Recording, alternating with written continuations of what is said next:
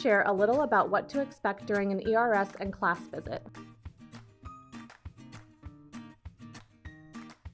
On the day of your observation, the observer will arrive about 15 minutes before the observation is scheduled to start. They will complete any sign-in procedures in your program and may clarify information or ask a few questions.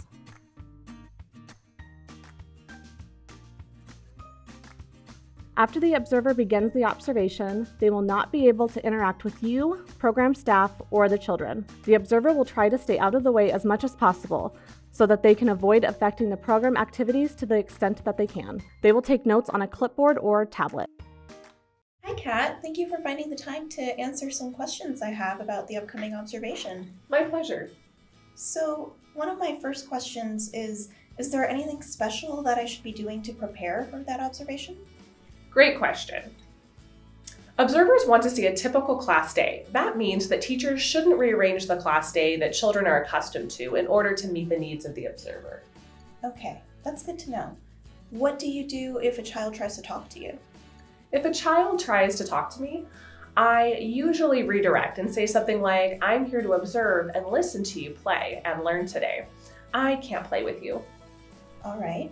Do you observe diapering and toileting procedures? Yes, for ERS assessment only, the observer will need to stay close enough to staff that they can see and hear the interactions between staff and children, and will closely observe daily routines such as meal times, toileting, diapering, and hand washing. Okay. Observers will work to respect children's privacy in the bathroom while still being close enough to observe interactions. Fantastic. Do you go outside with the children for playtime? Yes. For ERS assessment, the observer will stay with the group for the entire 3 hours of the observation, including outdoor play or any other time the group moves to other areas in the program. If the playground or other outdoor space is not used during the observation, the observer may need to evaluate that space after the 3 hours have ended. I see. How do you evaluate the materials in the classroom?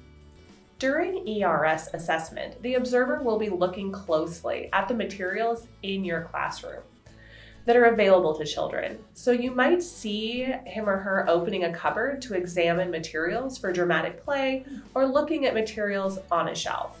With regard to class, the observer is only evaluating materials that are out and available to the children. I see. How else is the class assessment different from an ERS assessment? For an ERS assessment, the observer stays in the classroom for a 3-hour block. However, for a class assessment, the observer will be in the classroom for a 15 to 20-minute observation cycle and then leave for up to 10 minutes to score that cycle. They will usually complete 4 cycles, coming in and out of the room each time. Unlike ERS, class observers are only observing indoor play and learning or group activities, not outdoor free play. Okay. Is there anything else worth mentioning? Yes, occasionally 2 observers may be present for training purposes or for reliability training, which is when the observation team ensures that their scoring is reliable. Observers are usually available to complete a short debriefing with the program staff following the observation or over Zoom within a day or 2. This debriefing will include some information about the program's strengths and ways the adults supported children's learning, and some suggestions for strengthening program practices too. Typically, the contact person for the program or the individual who scheduled the assessment will receive a more detailed report within 4 weeks of the observation.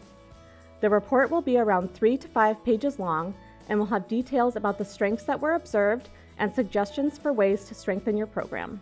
A program can use the report for determining their own continuous quality improvement goals.